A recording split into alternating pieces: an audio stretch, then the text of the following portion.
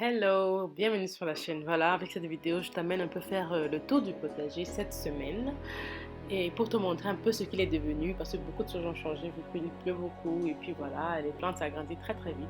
Je profite aussi de cette vidéo pour te lancer un défi, une maison, un potager. Voilà, donc commence déjà à préparer ton angle potager, même si c'est pas très grand, c'est pas grave. Et ensuite, on partagera peut-être les images sur cette même chaîne. Donc voilà. J'ai mis du poivron orange de l'autre côté. Te faire voir un peu comment ça se porte. Bon, moi, je vais voir, c'est la première fois que j'y vais depuis ce matin. Donc, on va voir si la nuit a été bonne pour mes bébés. Voilà.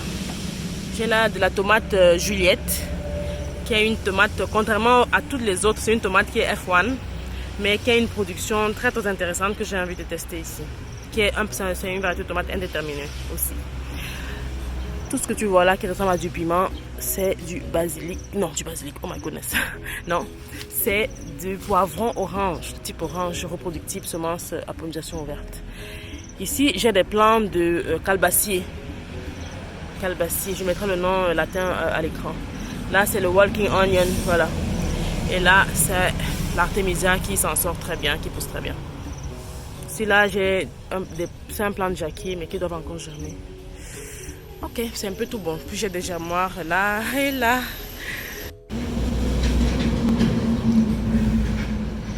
Alors, si une des plantes que j'ai mentionnées dans cette vidéo t'intéresse, tu aimerais avoir les semences ou les plantules, hein. Les plantules, voilà, de certaines tailles.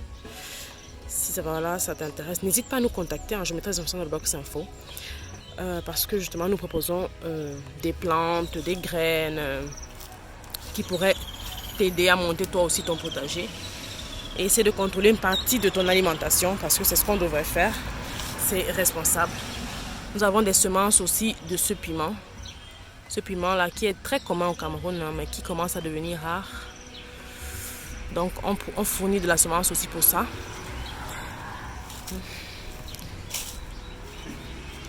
La semence aussi pour le basilic sauvage, basilic africain. Donc j'ai un autre plan là-bas. Voilà. Nous avons aussi de la calendula, voilà, que je t'ai même pas présenté. Je suis amoureuse de ça. C'est une plante qui est excellente pour le soin de la peau. Juste excellente. Voilà, quand sera le moment, je vais récolter ça. Les pétales et les graines. Voilà. Ok, donc je vais te faire un petit ajournement du potager. Depuis la dernière vidéo, quand je te montrais les planches, beaucoup de choses ont changé. Comme tu peux le voir, c'est la jungle. Ça pousse très bien.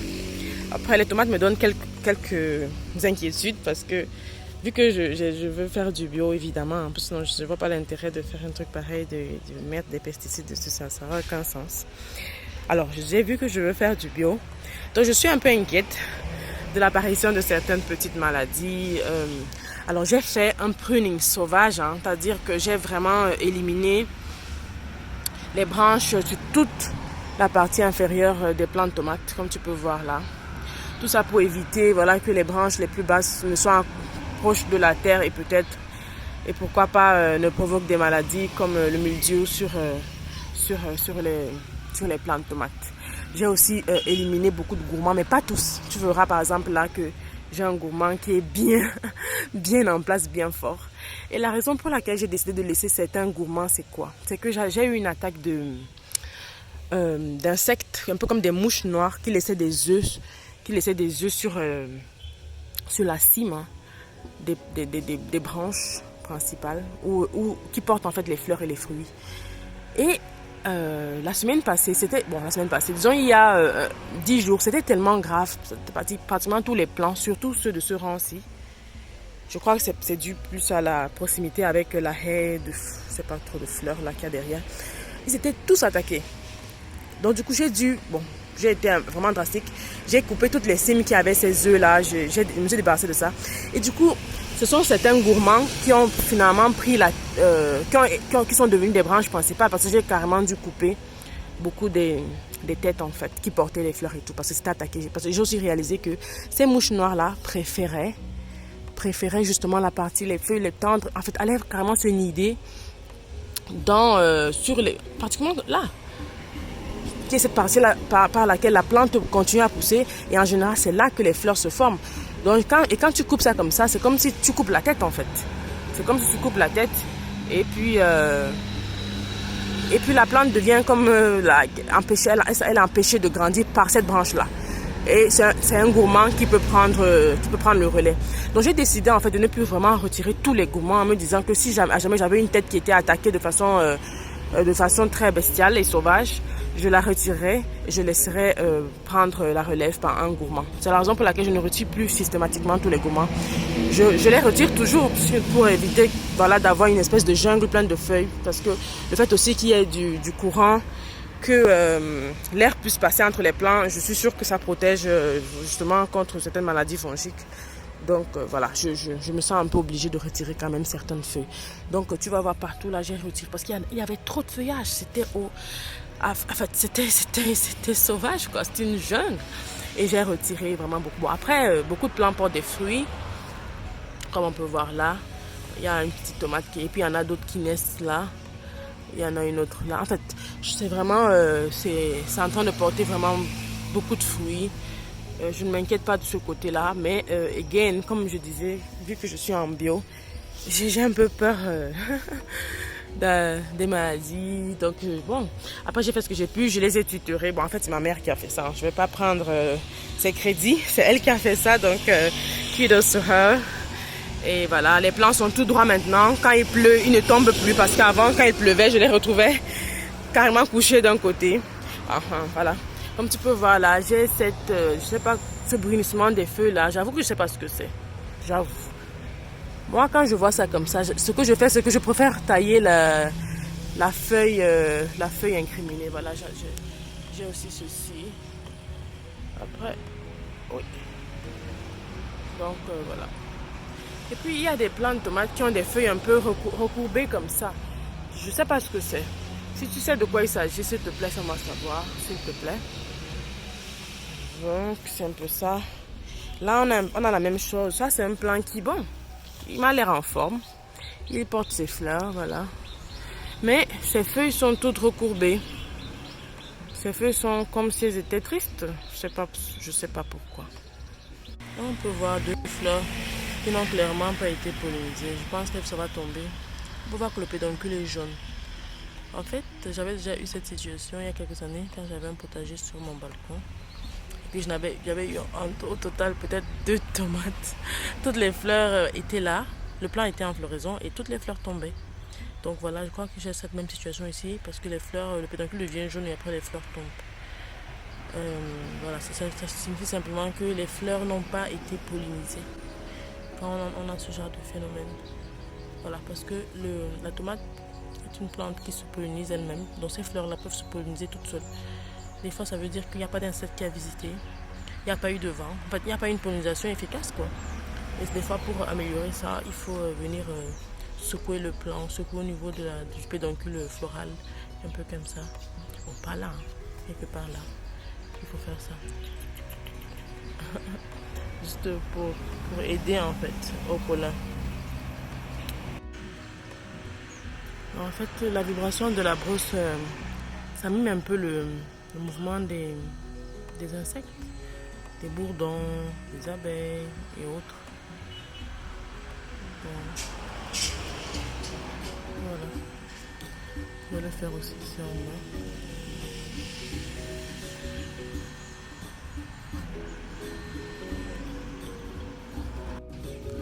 Voilà. Donc ça c'était vraiment un update sur les plants de tomates. Pour l'instant ils sont pas mal. Ils sont bien.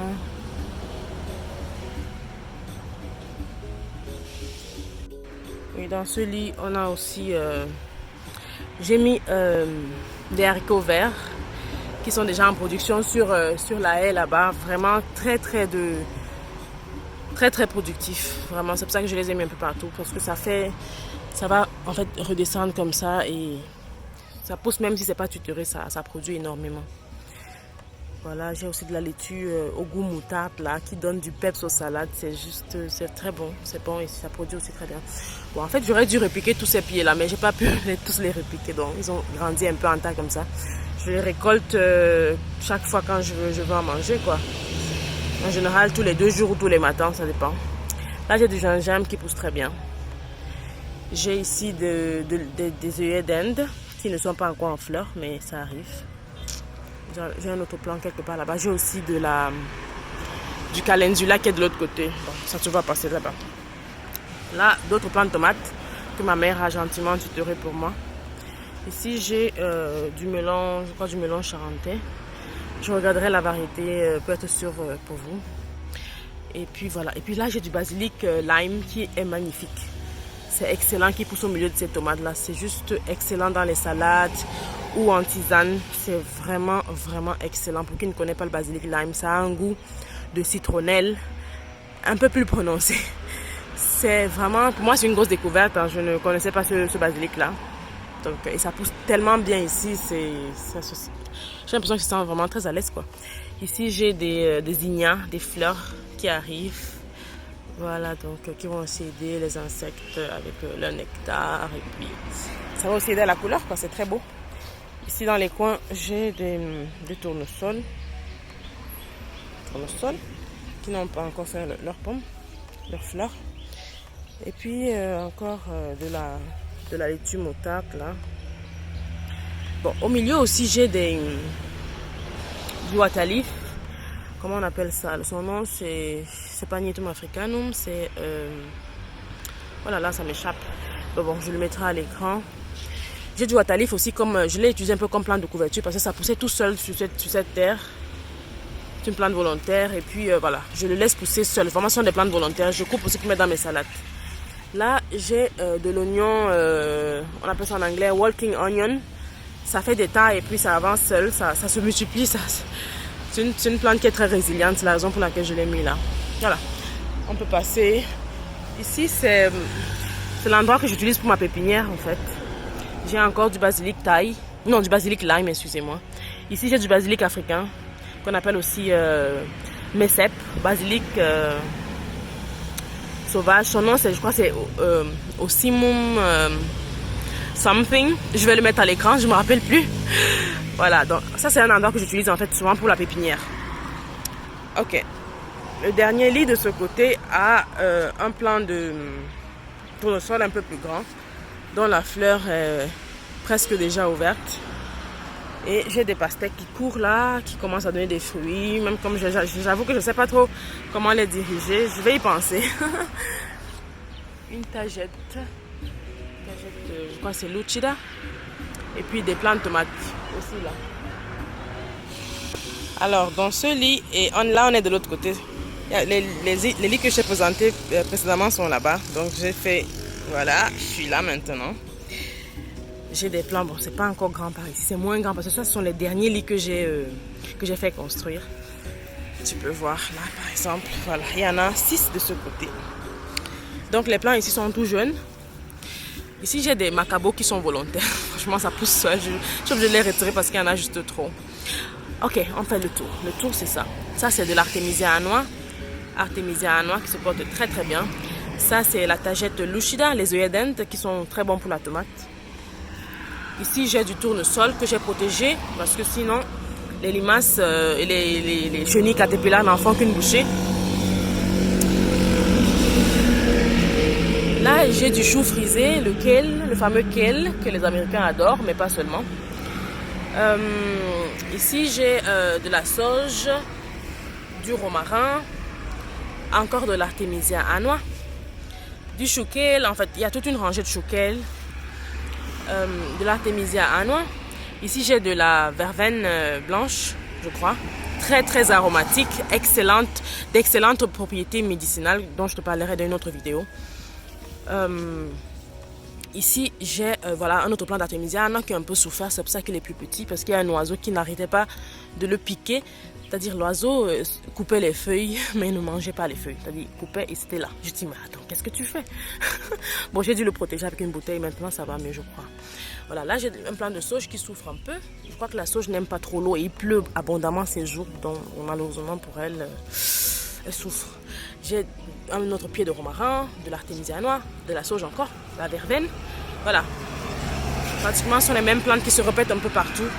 Ici, j'avais de la sauge qui est décédée voilà, suite à trop de pluie, je crois. Hein. Donc, c'est ça. J'ai mis ici aussi du céleri rose qui est minuscule. Je crois que j'ai mal fait de le repiquer aussitôt. Mais c'est pas grave, j'ai refait une autre pépinière et on va essayer de faire mieux cette fois-ci. Bon, sur cette ligne-là, j'ai mis du haricot vert qui fait une haie. Donc la haie devrait être quelque part là. Lorsque ce sera à maturité, tu vas voir, il y a voilà, que du haricot vert. Bon, j'aurais dû en mettre un autre là, à moins qu'il ne soit pas encore sorti. Mais bon, je suis pas sûre. Donc voilà ce que j'ai sur ce lit là. Ok, dans ce lit vraiment me semble, comment dire, je suis un peu désespérée par ce lit. Pourquoi? Parce que j'ai cette herbe là qui ne fait que repousser par le bas. Je crois que j'aurais dû mettre du carton au fond et ça remonte. Bon, en fait, c'est pas que c'est très grave hein, parce qu'il suffit de faire ça et de le déposer là, ça pourrit et ça fait de la matière. C'est juste que c'est un peu de boulot quand même. Mais bon, passons aux plantes. Là, j'ai du comment on appelle ça? Le foléré.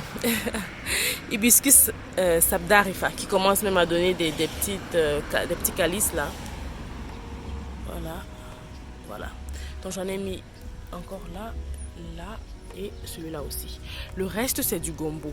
Ce sont des plantes de la même famille, hein, mais qui au départ, quand elles sont des plantules, c'est difficile à reconnaître, à les différencier. C'est la raison pour laquelle c'est tout dans le même coin parce que je ne savais pas qui était qui. Mais lorsque ça commence un peu à pousser, tu peux voir la différence entre les feuilles. Ça c'est Hibiscus sabdarifa. Ça c'est Hibiscus esculentus ou ce qu'on appelle communément le gombo. Donc voilà. Donc sur toute la ligne là, tu vas voir que j'ai du gombo de part et d'autre, en fait, surtout le pourtour. Ici, j'ai de la laitue naine que j'ai repiquée il y a peut-être 3 jours. Donc ça c'est encore en train d'essayer de s'en sortir. Voilà. Et là, j'ai le fameux macabo. Après, je ne sais pas si c'est du macabo, mais de la même plante, de la même famille certainement, qui est partout. Ça pousse partout là parce que la terre en fait était certainement infestée de petites semences. Donc ça pousse juste la plante volonté, ça pousse seul, ça pousse, mais bon, c'est pas ce que je veux faire dans ce lit, donc du coup je suis pas très contente.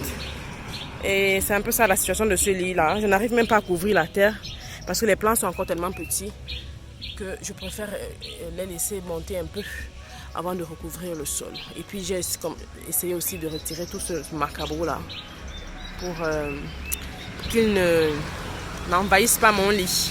Donc c'est un peu là que j'en suis. Voilà le gombo et voilà le foléré. Le gombo, le foléré. J'aimerais te faire voir aussi un autre truc qui est ça. Qui est en fait l'hibiscus. Alors c'est quel type d'hibiscus ceci? Oh my god, je te le mettrai à l'écran, j'ai un peu oublié. Mais encore une fois de la même famille que les autres hibiscus que je te viens de te montrer. Voilà. Et juste à côté, j'ai des zinnias, de magnifiques zinnias qui nous illuminent avec leur couleur. Alors ça donne tous les lits, quand je additionne leur superficie, nous sommes sur 50 mètres carrés.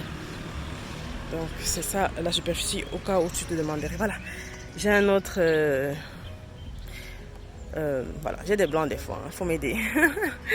J'ai un autre tournesol qui arrive. Là, les tournesols m'ont donné beaucoup de fil à retordre, mais à la fin, sur 25 plants, j'ai eu 10 qui sont, voilà, qui ont une très belle taille et je pense vont nous donner une petite récolte. J'ai eu beaucoup de difficultés parce que les limaces vraiment ont fait un massacre.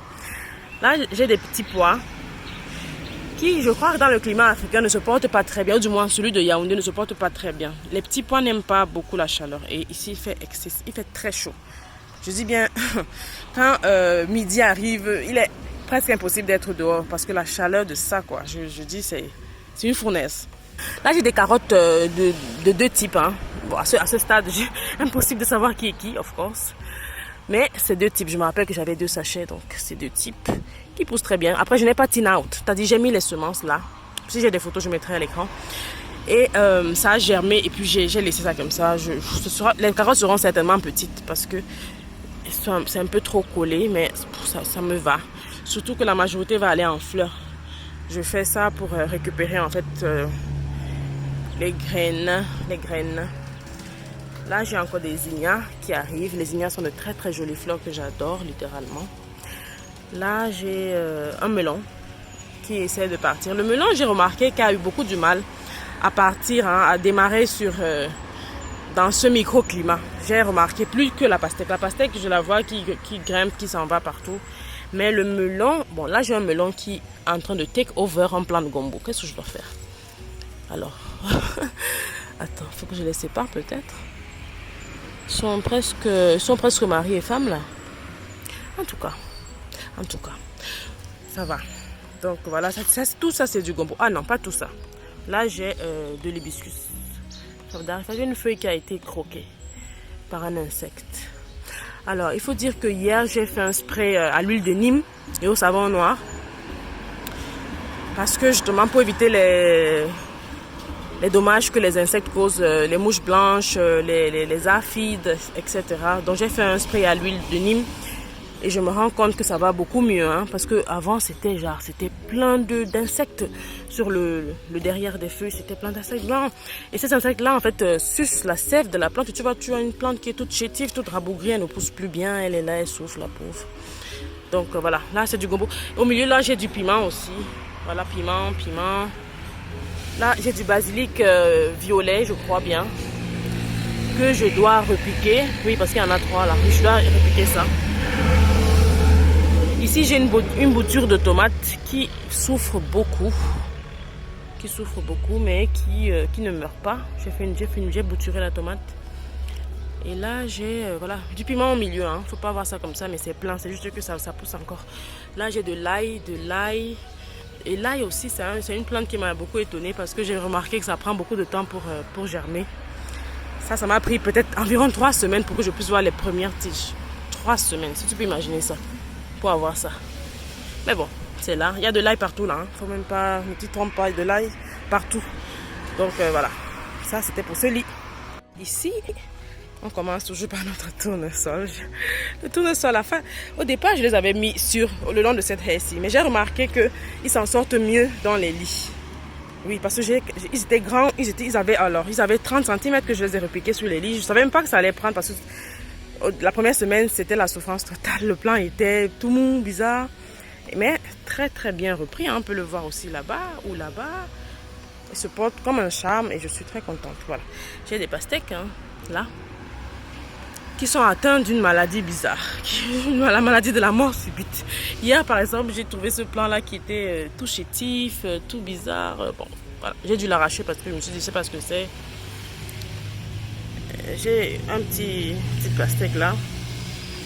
Donc ce lit c'est prévalemment des pastèques, sugar baby, des fleurs, des zinnias toujours. Mais j'ai mis d'autres fleurs aussi, des poppies. Du gingembre au milieu, des pastèques, quelques pieds de tomates qui s'en sortent pas mal, pas mauvais. Ici j'ai voilà le tournesol dont je vous parlais qui a beaucoup souffert au départ. Mais voilà, à ma grande surprise, regardez sa tige. À ma grande surprise, regardez, la tige était toute... voilà, les insectes aussi ont beaucoup travaillé, l'ont beaucoup menacé. Mais à la fin, tout plié, tout bizarre, le voilà. Il a même déjà un bout de fleur. Je ne sais pas ce que ça va donner, on verra. Donc, je tourne, je viens là. Toujours des... du water leaf volontaire qui pousse tout seul, qui me sert de salade ou bien dans les plats en sauce. Et puis ce que je voulais en fait te montrer, c'était ça. C'était ça. La plus grosse pastèque de cette petite superficie. Voilà. Elle est minuscule, mais elle est la plus grosse pour l'instant. Donc voilà. Regarde avec moi, si tu as des conseils pour moi. Voilà. Jusqu'ici, comme produit, je n'utilise que l'huile de Nîmes, du savon noir pour décourager en fait les insectes. Et je crois que je vais utiliser aussi le bokassa bientôt. Je suis en train de faire un purin que je vais mettre pour essayer de m'aider peut-être avec les maladies fongiques. Bon, celui-ci, il est encore un peu vide. J'ai beaucoup de problèmes de macabo comme d'autres côtés. Du tournesol que je protège comme ça, sinon je te dis les insectes ne vont en faire qu'une bouchée. oh. Ah non, ça c'est du haricot. Du haricot vert, je croyais que c'était le quinquiliba que j'avais mis en terre qui était sorti. Non, c'est pas le quinquiliba, ça c'est le que du haricot. Le quinquiliba est de l'autre côté, c'est vrai. Donc voilà, ici ce sera vraiment de la tomate et de l'amarante rouge. Avec d'autres plantes bien sûr au milieu, non? Par exemple là j'ai un plant de sauge qui se porte apparemment très bien.